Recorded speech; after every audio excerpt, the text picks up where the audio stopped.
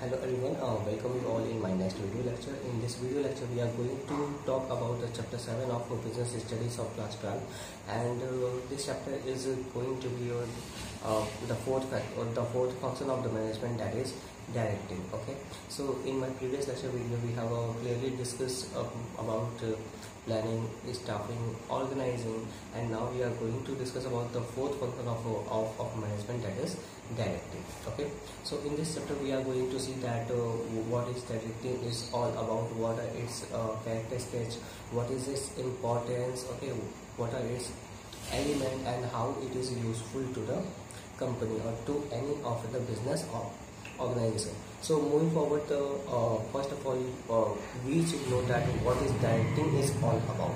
So as you can see here, in meaning that giving instruction, guiding, counseling, motivating and leading. Okay, so what is it's all about? Giving instruction, guiding, counseling, motivating and leading the staff in a company in doing work to achieve organizational goal or to achieve the common goal is called directing. Okay, directing में आप सीधा समझिए कि जब भी कोई भी manager या कोई भी सुपीरियर अपने सबऑर्डिनेट को इंस्ट्रक्शन देता है, उसकी काउंसलिंग करता है, उसको मोटिवेट करता है, उसको लीड करता है किसी भी वर्क को कंपनी के अंदर परफॉर्म करने के लिए, तो इस पूरे फंक्शन को हम क्या कहते हैं? इस पूरे फंक्शन को हम कहते हैं डायरेक्टिंग। और अब यहाँ पे जैसा कि मैंने कहा, ठीक है, कि generally it is given by whom? It is given by the superior to the subordinates.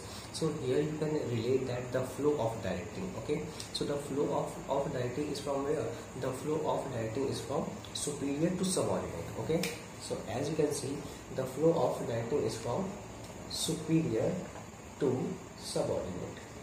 Okay, superior से सबऑर्डिनेट इसका फ्लो आता है. So what you can say that, you can say that the movement of directing is downward. ठीक है, हमारा directing function का जो movement होता है वो कहाँ होता है? वो आपका डाउनवर्ड होता है, क्योंकि सुपीरियर से सबऑर्डिनेट मूव करता है. ये कहाँ से मूव करता है? Superior to subordinate. ठीक है, क्योंकि जाहिर सी बात है, इंस्ट्रक्शन जो है वो कौन देगा? वो सुपीरियर ही देगा और किसको देगा? अपने सबऑर्डिनेट को देगा. ठीक है, तो ये आपकी कोर मीनिंग थी किसकी? डायरेक्टिंग की. अब बात करते हैं कि इसके फंक्शंस कहते हैं. ठीक है, तो as you can see that the first not function, पहले कैरेक्टर्स किसको कवर करते हैं, उसके बाद हम फंक्शन के बारे में बात करेंगे. ठीक है, तो पहला आपका कैरेक्टर्स कैसा है कि it is a pervasive function. ठीक है, तो परवेसिव को हमने कई बार डिस्कस कर लिया already, that it is that the meaning of pervasive is universal applicable. मतलब डायरेक्टिंग जो है हर एक ऑर्गेनाइजेशन में पाया जाता है. ठीक है, चाहे वो छोटी से छोटी कंपनी हो या इनफैक्ट नासा. ठीक है, तो एक्चुअली इसमें है क्या? देखिए, परवेसिव फंक्शन क्या है कि चाहे कोई भी ऑर्गेनाइजेशन हो, ठीक है, हर जगह पे अगर मैनेजर है तो मैनेजर जब तक अपने सबऑर्डिनेट्स को, अपने वर्कर्स को गाइड नहीं करेगा, इंस्ट्रक्शन प्रोवाइड नहीं करेगा, तो तब तक कोई भी वर्क जो है उस कंपनी में या उस बिजनेस ऑर्गेनाइजेशन में स्टार्ट नहीं होगा. तो इसीलिए हम बोल सकते हैं कि directing is a pervasive function because direction is given in each and every kind of organization by manager to his और हर सबऑर्डिनेट. ओके, सेकंड देखिए, सेकंड है आपका कंटिन्यूस एक्टिविटी. देखिए, बहुत सिंपल सी चीज़ है कि जरूरी नहीं है कि एक बार इंस्ट्रक्शन दिया और फिर रुक गए. ठीक है, एक बार इंस्ट्रक्शन देने के बाद अगर मैनेजर रुक जाएगा तो क्या वो वर्क कंटिन्यूसली परफॉर्म करेगा? डेफिनेटली नहीं करेगा. जब तक कंपनी रहेगी तब तक डायरेक्टिंग जो है चलता रहेगा. ऐसा कुछ नहीं है कि अगर जैसे मैनेजर ने एक बार इंस्ट्रक्शन प्रोवाइड कर दिया तो वो दोबारा प्रोवाइड नहीं करेगा, क्योंकि अगर मैनेजर रुक जाएगा तो माइट भी वर्क मुझे इम्पैक्ट हो जाए. तो इसीलिए डायरेक्टिंग क्या है? कॉन्टिन्यूस प्रोसेस है. मतलब हर समय जो है मैनेजर को गाइड करना पड़ता है, बताना पड़ता है, इंस्ट्रक्शन जो है वो प्रोवाइड करना पड़ता है, तभी स्मूथ फंक्शनिंग से जो है आपका कंपनी जो है वो रन करता है. ठीक है, कंटिन्यूस प्रोसेस से या कंटिन्यूस एक्टिविटी से आप एक चीज़ और समझिए कि जब तक कंपनी रन करेगी तो तब तक जो है डायरेक्टिंग प्रोसेस चलेगा ही चलेगा. ठीक है, अब इसके बाद हमारा नेक्स्ट है ह्यूमन फैक्टर. ठीक है, ह्यूमन फैक्टर से बचिए कि डायरेक्टिंग जो है वो ह्यूमन फैक्टर कैसे है? सिंपल सी बात है कि डायरेक्टिंग में जब आपका सुपीरियर और सबऑर्डिनेट, मतलब जब आपका ह्यूमन एलिमेंट ही इन्वॉल्व है, मतलब जब आपके सुपीरियर और सबऑर्डिनेट एम्प्लॉयज़ ही मतलब इसके पार्ट हैं, तो जाहिर सी बात है कि यहाँ पे आपको ह्यूमन फैक्टर देखने को मिलेगा। तो जब आपको ह्यूमन फैक्टर डिफाइन करना हो तो आप बेसिकली यहाँ पे राइट कर सकते हो कि it is a human factor because the participants are superior and subordinates. Okay, superiors are there to give the instruction, whereas the subordinates are there who has to follow the instructions. ठीक है, next है आपका creative activity. ठीक है, अब creative activity से समझिए कि जनरली जो प्लान्स होते हैं, ठीक है, जैसे जो भी टॉप लेवल ऑफ मैनेजमेंट ने जो भी प्लान्स बना दिए, तो उन प्लान्स को परफॉर्मेंस में कन्वर्ट करना, उन प्लान्स को परफॉर्मेंस में कन्वर्ट करने का जो स्टेप लिया जाता है वो कहाँ लिया जाता है, वो आपका लिया जाता है डायरेक्टिंग में। ठीक है, so basically directing functions helps in converting the plans into the performance. ठीक है, प्लान्स को परफॉर्मेंस में जो कन्वर्ट करने का जो एक्शन होता है तो वो कहाँ लिया जाता है, वो आपका लिया जाता है डायरेक्टिंग में। ठीक है, देखिए बिना फंक्शन के बिना इंस्ट्रक्शन के जो है आपका जो भी प्लान है वो आपका वर्क नहीं कर पाएगा। तो इसीलिए जनरली देखिए सीधी सी बात है, जब तक आपने डायरेक्शन नहीं दिया है, जब तक आपने गाइड नहीं किया है, तो क्या तब तक आपका कोई भी रिसोर्स जो है वो कंपनी में वर्क करेगा, डेफिनेटली वो वर्क नहीं करेगा। तो इसीलिए जो है इसको हम क्रिएटिव एक्टिविटी भी कहते हैं। क्रिएटिव एक्टिविटी हम क्यों कहते हैं, क्योंकि यही एक ऐसा फंक्शन ऑफ मैनेजमेंट है कि जो प्लान को परफॉर्मेंस में कन्वर्ट करने की कैपेबिलिटी रखता है, या इसी की वजह से जो है प्लान हमारा परफॉर्मेंस में कन्वर्ट किया जाता है। नेक्स्ट है हमारा एग्जीक्यूटिव फंक्शन। ठीक है, एग्जीक्यूटिव फंक्शन से आप समझिए कि इसको मतलब ये जो भी हमारा डायरेक्टिंग का फंक्शन है, इसको एग्जीक्यूटिव लेवल पे ही कंडक्ट किया जाता है। जैसे टॉप लेवल ही जो है इसको कंडक्ट करेगा। टॉप लेवल जो है कैसे कंडक्ट करेगा, टॉप लेवल जो है वो मिडिल लेवल को बताएगा कि उसे क्या करना है, और मिडिल लेवल जो है वो सबऑर्डिनेट लेवल को बताएगा। तो बेसिकली डायरेक्टिंग जो है आपका वो आपका एग्जीक्यूटिव फंक्शन इसलिए होता है क्योंकि इसको वही लोग परफॉर्म करते हैं जो एग्जीक्यूटर्स होते हैं, मतलब जो टॉप लेवल पे होते हैं या जिनकी अथॉरिटी थोड़ी सी हाई होती है। ठीक है, फिर है आपका डेलीगेट फंक्शन। ठीक है, डेलीगेट फंक्शन से समझिए कि direction is supposed to be a function dealing with human behaviors. Human behavior is unpredictable by nature and conditioning the people's behavior towards the goal of the enterprise. ठीक है, towards the goal of the enterprise. ठीक है, is what the executive does this function. Therefore, it is term having delicacy in tackle the human behavior. देखिए delegate function क्या है कि generally हम इसको पास करते हैं। ठीक है, डेलीगेट करते हैं मतलब हम इसको एक के बाद दूसरे से जो है हम इसको पास करते हैं। तो जब हम इस फंक्शन को पास करते हैं, बेसिकली करते क्या है कि अगर हमने इंस्ट्रक्शन दिया, तो हमने अगर इंस्ट्रक्शन दिया है तो अगर सुपीरियर ने आपका इंस्ट्रक्शन दिया किसको, सबऑर्डिनेट को, तो यहाँ पे क्या हुआ, यहाँ पे ये जो डायरेक्टिंग फंक्शन है वो डेलीगेट हो गया। डेलीगेट कहाँ से हुआ, डेलीगेट हुआ आपका सुपीरियर से सबऑर्डिनेट को।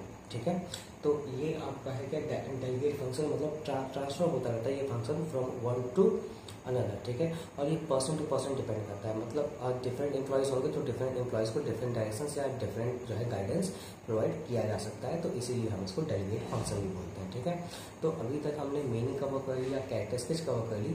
अब हम बढ़ते हैं आगे और अब हम कवर करते हैं द फंक्शंस ऑफ डायरेक्टिंग। ठीक है, जैसा कि अब आप देख पा रहे हो कि अब हम मूव कर रहे हैं अपने नेक्स्ट टॉपिक पे, that is the functions of directing. ठीक है, तो पहला फंक्शन आपका है डायरेक्टिंग का, वो है इनिशिएट्स फंक्शन। ठीक है, इनिशिएट्स फंक्शन में समझिए कि जब तक डायरेक्टिंग नहीं हो परफॉर्म करी जाएगी, मतलब जब तक डायरेक्शन नहीं दिया जाएगा तब तक जो है तब तक कोई भी फंक्शन जो है मैनेजमेंट परफॉर्म नहीं होगा। ठीक है, तो इसीलिए हम बोलते हैं कि डायरेक्टिंग इनिशिएट्स फंक्शन। सीधी सी बात है कि जब तक सुपीरियर कोई भी इंस्ट्रक्शन या कोई भी ऑर्डर नहीं देगा तो तब तक सबऑर्डिनेट जो है किसी भी एक्शन को परफॉर्म नहीं करेंगे। तो इसीलिए हम जो है बोलते हैं कि डायरेक्टिंग इनिशिएट्स फंक्शन। ठीक है, नेक्स्ट आपका इंटीग्रेट्स एम्प्लॉयज एफर्ट। ठीक है, जितने भी एक्टिविटीज परफॉर्म किए जाते हैं एम्प्लॉयज के द्वारा। ठीक है, all the activities which are perform by the employees, so it is the responsibility of the management to integrate means to sum up. Okay, so basically all the activities which are related to the organization are interrelated, so it is a very important to integrate all the employees effort through supervision और through motivation। ठीक है, मतलब यहाँ पे manager क्या करते हैं, supervision के जरिए मतलब अपनी निगरानी में या एम्प्लॉयज़ को मोटिवेट करके जो है जितनी भी एक्टिविटीज़ परफॉर्म हो रही हैं उन सभी एक्टिविटीज़ को बेसिकली ये क्या करते हैं, ये जो है एक कॉमन गोल में लाते हैं या स्ट्रेट लाइन में लाते हैं कि ताकि कंपनी का ऑब्जेक्टिव अचीव किया जा सके। फिर आपका फैसिलिटेट चेंजेस, ठीक है। फैसिलिटेट चेंज में समझिए कि कभी कभी जो है एम्प्लॉयज़ के अंदर ये डर बैठ जाता है कि कहीं उनका आगे प्रमोशन होगा या नहीं होगा, उनकी जॉब सिक्योरिटी है या नहीं है, उनको इंक्रीमेंट मिलेगा या नहीं मिलेगा। तो बेसिकली इन सभी प्रॉब्लम से डील करने के लिए जो है जनरली, या फिर हम ऐसे भी बोल सकते हैं कि एम्प्लॉयज़ के अंदर ये फियर भी होता है कि अगर कंपनी ने मशीनरी पे ज़्यादा फोकस किया तो फिर एम्प्लॉयज़ का क्या होगा। तो इन सब तरीके से या इन सब नेगेटिव सिचुएशन से कोप अप करने का या फिर डील करने का जो आपका फंक्शन परफॉर्म होता है तो वो कहाँ होता है, वो आपका होता है डायरेक्टिव में। मतलब यहाँ पे मैनेजर्स जो है वो रेस्पॉन्सिबल होते हैं अपने सबऑर्डिनेट्स को जो है समझाने के लिए, उनको डील करने के लिए, उनका विश्वास जीतने के लिए या उनका विश्वास जो है कंपनी पे बनाए रखने के लिए। फिर आपका मीन्स ऑफ मोटिवेटिंग, ठीक है। देखिए डायरेक्टिंग में जनरली एक डायरेक्टिंग का ही एक एलिमेंट है मोटिवेशन, ठीक है। मोटिवेशन मतलब कि जो ह्यूमन एफर्ट है उसको कंपनी के बेनिफिट की तरफ मोल्ड करना, ठीक है। तो कंपनी के बेनिफिट की तरफ जो है मोल्ड कब किया जा सकेगा, तो कंपनी के बेनिफिट की तरफ मोल्ड तभी किया जा सकेगा जब जो है एम्प्लॉयज़ को मोटिवेट किया जाए, मतलब उनका जो एक्शन है उसको कंपनी की तरफ मोल्ड किया जाए, मतलब लाया जाए, ठीक है। तो मोटिवेशन भी जो है इसको किया जाता है कैसे, मतलब जो है मैनेजर जो है वो ट्राई करते हैं, वो जो है एम्प्लॉयज़ वर्क को इन्फ्लुएंस करने का काम करते हैं किसकी तरफ, कंपनी के गोल की तरफ, ठीक है। चलिए, तो ये है आपका मीन्स ऑफ मोटिवेशन। अब देखिए अब मोटिवेशन के कई तरीके हैं, जैसे मतलब इंसेंटिव, मतलब हम बोल सकते हैं कुछ फाइनेंशियल हैं, कुछ नॉन फाइनेंशियल हैं, ठीक है। फाइनेंशियल में आप समझेंगे कि increase in the salary, bonus दे दिया, ठीक है। नॉन फाइनेंशियल में हम समझ सकते हैं और जैसे हो गया कि प्रमोशन दे दिया, ठीक है। तो इस टाइप के जो मोटिवेशंस होते हैं, मतलब इस तरीके के जो फैक्टर्स होते हैं, तो वो हेल्पफुल होते हैं किस लिए, एम्प्लॉयज़ को मोटिवेट करने के लिए कि वो आने वाले समय में और अच्छे से वर्क करें, ठीक है। फिर आपका stability and balance in organization, ठीक है। बेसिकली डायरेक्टिंग ही रेस्पॉन्सिबल होता है किस लिए, स्टेबिलिटी और बैलेंस बनाए रखने के लिए। देखिए ये कैसे होता है कि managers while performing directing function instruct, guide, supervise and inspire their subordinates in a manner that they are able to strike a balance between individual and organizational interest, ठीक है। सीधी सी बात है कि जो भी डायरेक्टिंग के जो भी एलिमेंट्स है, ठीक है, चाहे वो लीडरशिप हो गया, चाहे वो सुपरविजन हो गया, चाहे वो मोटिवेशन होगा, चाहे वो कम्युनिकेशन हो गया, इन सभी एलिमेंट्स के थ्रू जनरली मैनेजर्स क्या करते हैं, मैनेजर्स जो है वो एम्प्लॉयज़ को कन्विंस करने की कोशिश करते हैं, उनको मोटिवेट करने की कोशिश करते हैं कि भाई आप जो है कंपनी के इंटरेस्ट के लिए वर्क करो। आप अगर कंपनी के इंटरेस्ट के लिए वर्क करोगे तो डेफिनेटली जो है कंपनी भी आपके इंटरेस्ट के लिए वर्क करेगी, okay. So this is all about the functions of directing. Moving forward we have one more topic as per the what you can say as per your NCERT, that is principle of effective direction, ठीक है। अब इसके बारे में थोड़ा हम बात कर लेते हैं, ये कोई बहुत बड़ा टॉपिक नहीं है। बेसिकली जब हम इफेक्टिव प्रिंसिपल ऑफ डायरेक्टिंग के बारे में बात करेंगे तो हम कुछ प्रिंसिपल्स ऑफ मैनेजमेंट को दोबारा यहाँ पे देखेंगे, ठीक है। Just give me a minute please.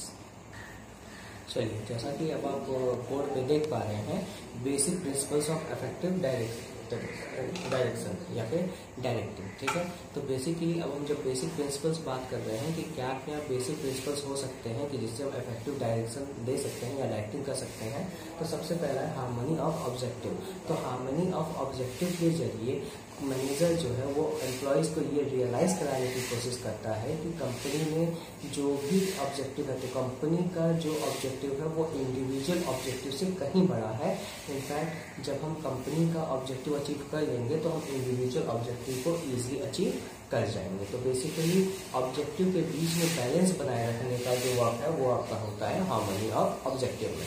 फिर आपका आता है यूनिटी ऑफ कमांड। तो यूनिटी ऑफ कमांड आप पहले भी प्रिंसिपल्स ऑफ मैनेजमेंट में एक बार पढ़ चुके हैं।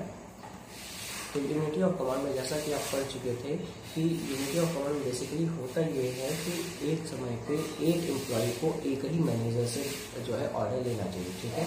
तो unity of command basically states that employees must receive an order from one superior only, क्योंकि अगर वो डिफरेंट सुपीरियर से ऑर्डर लेगा तो वो कंफ्यूज हो जाएगा कि उसको किसके ऑर्डर पहले परफॉर्म करने हैं, ठीक है।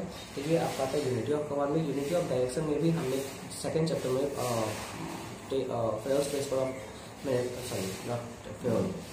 FWTLS प्रिंसिपल ऑफ मैनेजमेंट में हमने बात करी थी यूनिटी ऑफ डायरेक्शन की। That is what was that, one team one plan and one goal. मतलब कि जो है एक टीम होनी चाहिए और उस टीम का एक ही प्लान, मतलब एक ही प्लान होना चाहिए और उसका एक ही मैनेजर होना चाहिए और उसका एक ही गोल होना चाहिए। तो जब कोई टीम एक ही प्लान पे वर्क करती है तो उसको क्या बोलते हैं, यूनिटी ऑफ डायरेक्शन। मतलब मल्टीपल प्लान पे जो है किसी एक टीम को वर्क नहीं करना चाहिए, हर टीम का अपना डिफरेंट प्लान सेट होना चाहिए। फिर आपका डायरेक्ट सुपरविजन। डायरेक्ट सुपरविजन की ज़रूरत इसलिए होती है कि ताकि कंपनी में किसी भी प्रोसेस को, किसी भी वर्क को जो है इजीली परफॉर्म किया जा सके, इफेक्टिवली और एफिशिएंटली परफॉर्म किया जा सके। तो इसके लिए मैनेजर्स को चाहिए कि वो डायरेक्ट सुपरविजन करते रहें। फिर आपका पार्टिसिपेटिव और डेमोक्रेटिक मैनेजमेंट। देखिए किसी भी कंपनी में डायरेक्शन या फिर डायरेक्टिंग आपका तभी सक्सेसफुल होगा जब उसमें आप पार्टिसिपेटिव या डेमोक्रेटिक मैनेजमेंट दे पाओगे। ठीक है, इसमें बेसिकली अलाउड यही होता है जैसे कि जो सुपीरियर है उसको म्यूचुअल कंसेंट, मतलब कि जितने भी सबऑर्डिनेट्स हैं उसके, जितने भी एम्प्लॉयज़ हैं तो उनसे म्यूचुअल कंसेंट लेने के बाद, मतलब उनसे हम बोल सकते हैं कि बातचीत करने के बाद मतलब उनका पॉइंट ऑफ व्यू जानने के बाद ही जो है किसी ऑर्डर को, किसी पॉलिसी को, किसी रूल एंड रेगुलेशन को जो है कंपनी में इम्प्लीमेंट करना चाहिए। इससे क्या होता है कि इससे एम्प्लॉयज़ को भी पता है, या इससे हम यूँ कहें कि सबऑर्डिनेट्स भी जो है वो तैयार होते हैं कि उनको आगे किस तरीके की एक्टिविटी को परफॉर्म करना है। ठीक है, फिर आपका आता है इफेक्टिव कम्युनिकेशन। ठीक है, देखिए कम्युनिकेशन पॉलिसी जो है किसी भी कंपनी में बहुत ज़्यादा इंपॉर्टेंट रोल प्ले करती है, क्योंकि सिंपल सी बात है, अगर आपका इफेक्टिव कम्युनिकेशन नहीं है, मतलब सुपीरियर का सबऑर्डिनेट से और सबऑर्डिनेट का सुपीरियर से अगर इफेक्टिव कम्युनिकेशन नहीं है तो इंफॉर्मेशन का हमेशा लैक रहेगा और इनकम्प्लीट इंफॉर्मेशन जो है वो फ्लो करेगी, जिसकी वजह से कंपनी को फ्यूचर में लॉस भी सफ़र करना पड़ सकता है। So to avoid any kind of risk the company must follow the effective communication policy। ठीक है, फिर आपका आता है लास्ट में है फॉलोइंग। ठीक है, in order to make the direction effective a manager has to continuously direct, guide, motivate and lead his subordinate. मतलब सीधी सी बात है कि अगर आपको डायरेक्शन को जो है इफेक्टिव करना है या फिर आपको अपने डायरेक्टिंग फंक्शन को इफेक्टिव करना है तो एक मैनेजर को कंटिन्यूअसली जो है अपने एम्प्लॉयज़ को, अपने सबऑर्डिनेट्स को कंटिन्यूअसली गाइड करना चाहिए, मोटिवेट करना चाहिए, इन्फ्लुएंस करना चाहिए उनके वर्क को कि उनका वर्क जो है वो कंपनी के लिए कितना ज़्यादा इम्पॉर्टेंट है। ठीक है, तो इससे क्या होगा कि इससे जो है मतलब एम्प्लॉयज़ भी मोटिवेट रहेंगे, अच्छा वर्क करेंगे और साथ ही साथ जो मैनेजर है उसको भी बहुत क्वाइटली इस चीज़ को नोटिस करना चाहिए कि क्या सबऑर्डिनेट अच्छे से वर्क कर रहे हैं। इनकेस अगर अच्छे से वर्क कर रहे हैं तो वेल एंड गुड है, और इनकेस अगर अच्छे से वर्क नहीं कर रहे हैं तो टाइम पे उसको जो है उन एम्प्लॉयज़ से बातचीत भी करनी चाहिए कि they might have facing any kind of problem. So it is a responsibility of the manager to overcome with that problem or to make the employee sure that or to motivate the employee to work for the company first. Okay, so this is all about in this video lecture. In this lecture we have discussed so far the meaning, you can say the practice case, the functions and some basic principles which are very much effective in direction or in directing function. Okay, so in next lecture we will discuss the elements of directing. Okay, so till then stay home, stay safe, God bless you all.